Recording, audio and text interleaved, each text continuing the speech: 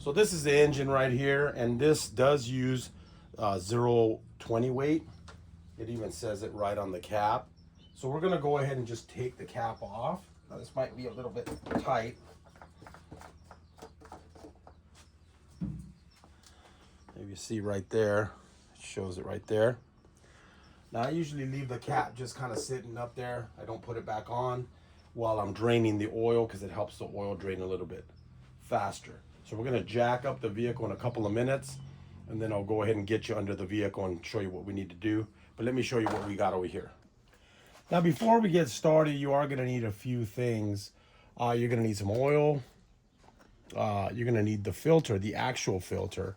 So this thing does come inside of a cartridge that's similar to this, and there is a filter that goes inside there, which looks like that. And then there's a little O-ring that usually goes on here. Now this one already has O-ring because this is brand new, but when you buy the filters, they do come with a new oil ring. You do want to replace that. And then the part number for this one, this is the extended life one, STP. I bought this a while back. That's the number right there.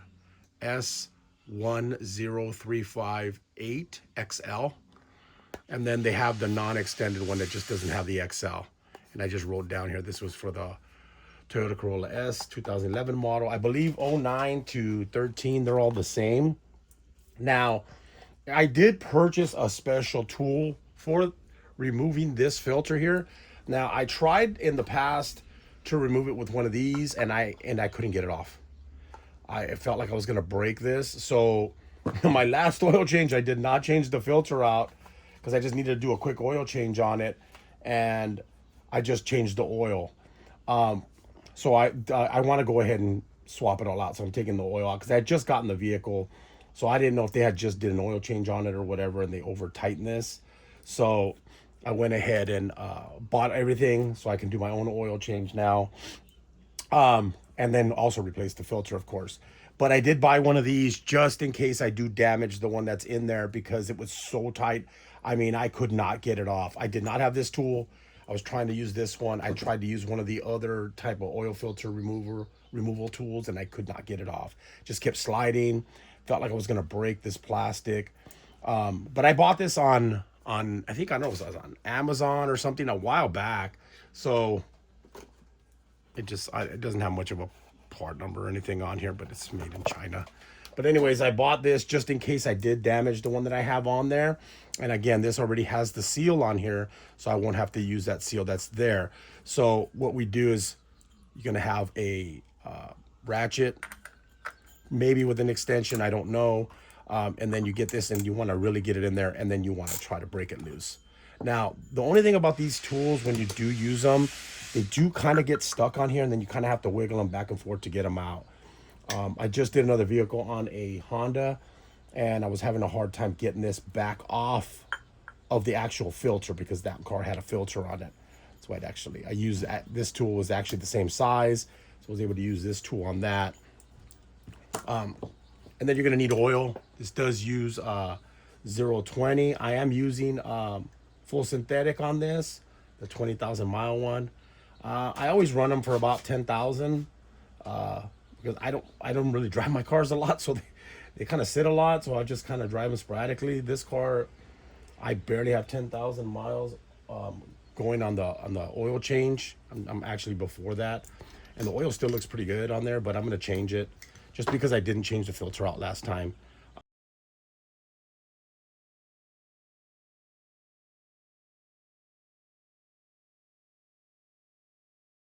You probably need some gloves, maybe a headlamp, just because you're under there, and you're gonna have to replace the crush washer. Now it is a 12. I believe it's a 12 millimeter. I think that's what it said on there.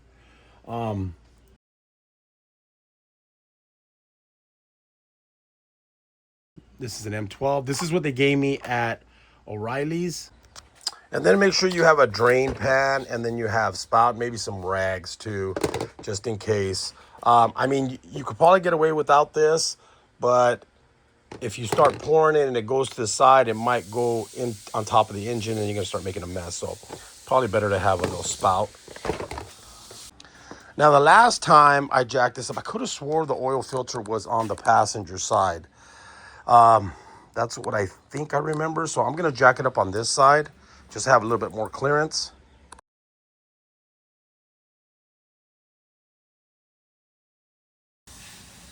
So when you go to jack it up, I jacked it up from the frame right here, that spot there. And then I put my jack stand over here. I lowered it to the jack stand, but then I put my jack back up a little bit. So my jack's actually holding it up. The jack stand is secondary support. Okay, guys, so there's no skid plate on here, which is a good thing for us. One less thing we have to take off. And then we have a drain bolt with a crush washer.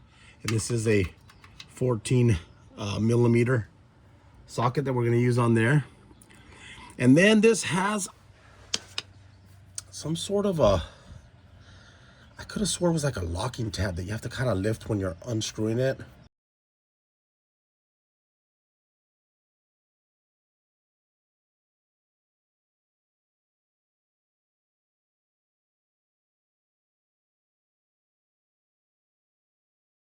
We'll get to that in a minute. So first, we're going to go ahead and loosen our drain bolt.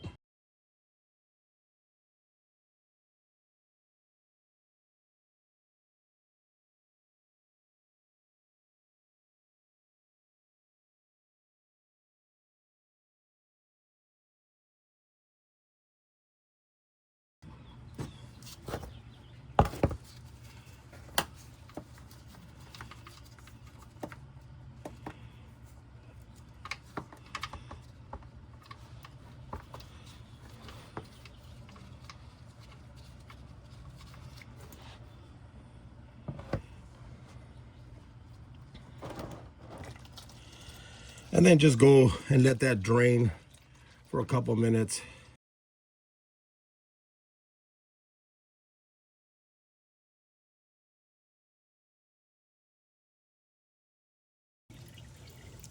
So I just cleaned the bolt, got a new crush washer, and it fits nice and snug, which is what we want. This one has like a little rubber, it looks like it has rubber in between. I'm not sure if that one has the same thing, but we'll check it when we take it off. But this one fits nice and tight all the way around the threads. All right, let's go ahead and clean this off. See if this comes off. Should be. It's really stuck on there. Didn't look like it came off, but it did.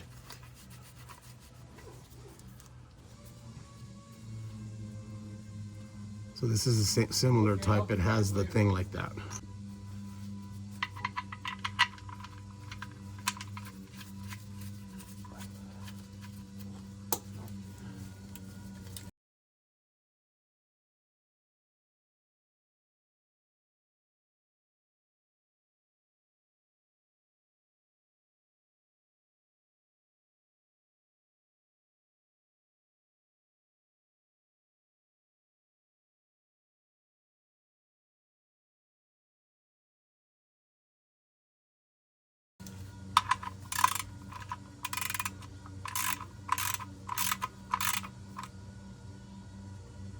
I usually get it to where it's kind of tight and then just go a little bit more. I don't usually even do more than that.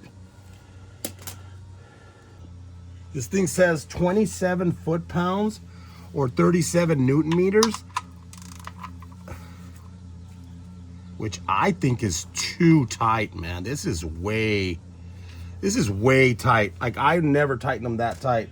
I usually use my ratchet here, and I already tighten this down pretty tight. I usually go right where it hits, and then I'll maybe go like another, 4 or 5 inches more. I mean, I don't go that tight. This thing, and I've never had a leak. I've never had a leak. This is telling me to do it that tight. I am not going to do it that tight because I do not want to strip this or have a problem taking it off later. So if you guys want to do that at your own risk, that's on you. That's what the specs show on Google. 27 foot-pounds and 37 Newton meters, and that's what I have set here, 37 Newton meters. And that I tried the 27 foot-pounds too, and it's way too tight for me. So I'm gonna leave it like that. We're gonna go to the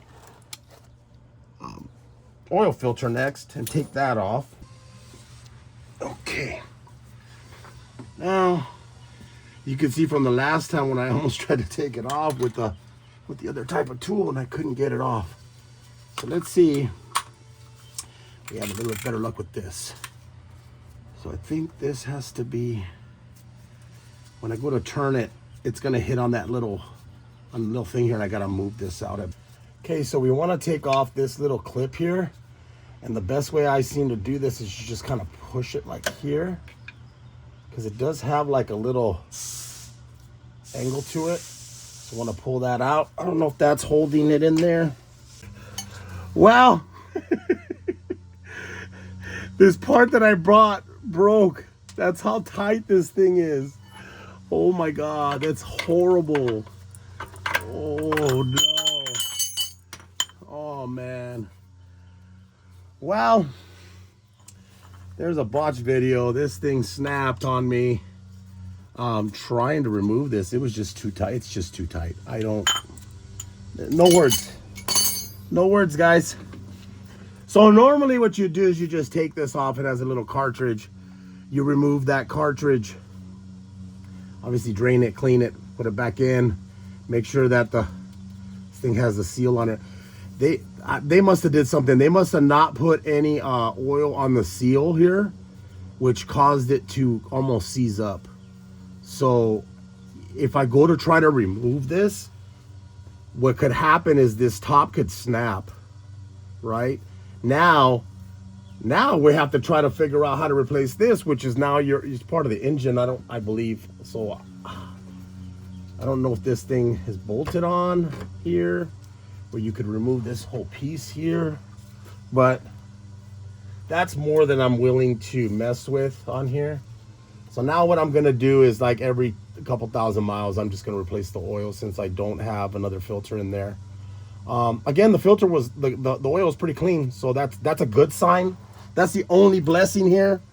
I just lost a tool to this. So I don't think this thing even matters. This thing ain't going anywhere, but it just goes back in there. So I'm gonna go ahead and fill the oil and do it like as if we replaced that. But anyways, you go ahead and replace yours. You shouldn't have that problem, but on this one, for some reason, that's what happened.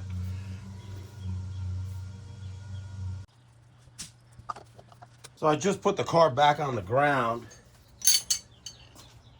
I'm gonna start putting some oil in there.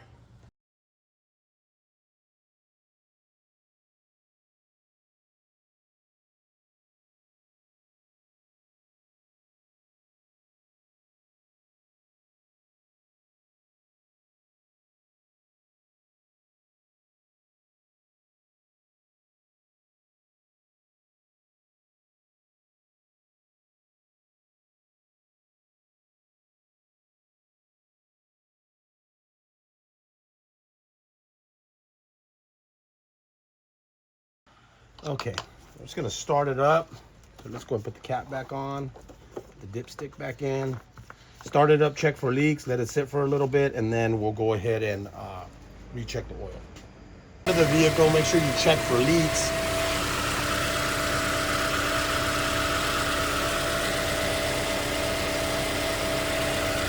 This filter's not gonna be leaking because I couldn't replace it. No leaks there, so we're good. All right, so we let the car rest for a few minutes. We're gonna go ahead and check our oil level and top off as needed. So we're going to clean off the dipstick.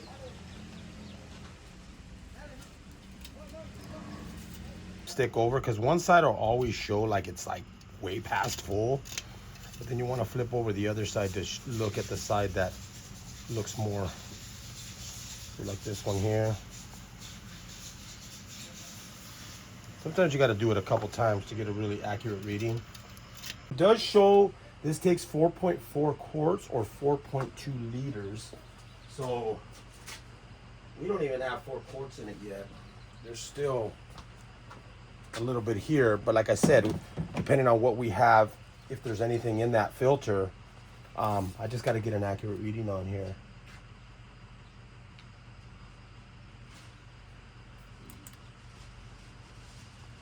I mean, it just looks like the oil, if you can see it, it's kind of a little darker here and it's kind of clear here, almost like it ends right there. That would make sense that that would fit in there. Just don't like overfilling this, but go ahead and check this multiple times and it keeps reading right around the same. So I do need about another, yeah, I think I need a little bit more oil in there. So we're gonna go ahead and take this back off.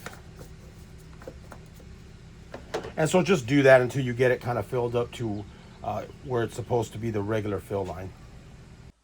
So yeah, so just check your levels a couple times. Now my dipstick is showing very, very inaccurate. I actually went down underneath and pulled some oil thinking that maybe it looked like I put too much oil in it. And then I put that oil back in it, and then it's very inaccurate. So I'm gonna drive it around for a little bit and then let the oil settle, and then I'll check it again, and then I'll fill it as necessary. Sometimes that happens. I don't know why. If you just check the levels really fast, sometimes you won't get an accurate reading. You need to let it sit for a little bit, a couple minutes, and then go back and check it, and it might give you a little bit more accurate reading. Anyways, that's done for this. I'm going to take you inside, and we're going to reset the maintenance light for you, so then that way you know how to do that as well. Okay, first thing we want to do is we want to turn the key on. Just 1, 2, and then just get it to the point to where all your lights come on, but you don't start the vehicle. Okay, now you're going to notice that the maintenance required light is on right there. And what we want to do first is we want to go over here to the trip meter right there, and we want to make sure it's on. Let me put on, maybe this will help. There we go. We want to make sure that your trip meter is on A. So we're going to hit it once. It's on A now, trip A. And then what we're going to do is we're going to shut off the key. Okay, shut everything off. The only thing on is my lights are on. That doesn't matter. I'm just gonna leave the lights on just so I could be able to see. Then what we'll do is I'm going to have to hold this button down as I turn the key on. Wow. What I'm gonna do is I'm just gonna hold the button down right now, and then I'm gonna put you down just for a second to put the key in there. So we're gonna click the key once, twice, and it's gonna flash up here. The maintenance required light is flashing. Hold it, and then you'll see, hopefully you saw that. Down here, it showed a bunch of zeros. Let it go. So what happens is the light starts to flash real fast, the maintenance light, and then this thing will quickly show like all zeros, and then it goes back to that. And then now we can just shut it off, pull the key out, put the key back in, start it back up, and your light should shut off. So that pretty much will do it. Sorry about that, guys. I tried to figure out a way to prop you up in here, but I can't. Anyways, that's resetting the maintenance light on a 2009 to 2013 Toyota Corolla. Now this one is a Toyota Corolla 2011S, and but they're all those are all the same, so you do them the same way. Again, if you didn't catch that, we'd go here, put the key on, put that onto the until you get to trip A, which right now is showing double zeros. Then what we would do is we turn off the key all the way, which normally you would see that off. And then we would push and hold that button. Hold it. There it is. As we're doing that, now you can see it.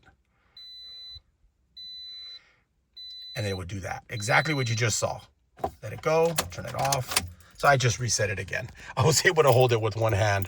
It was a little bit difficult because I'm videotaping, but that'll give you the gist of what you need to do. It's pretty simple on this car. Anyways, guys, thanks for watching, and have a great day.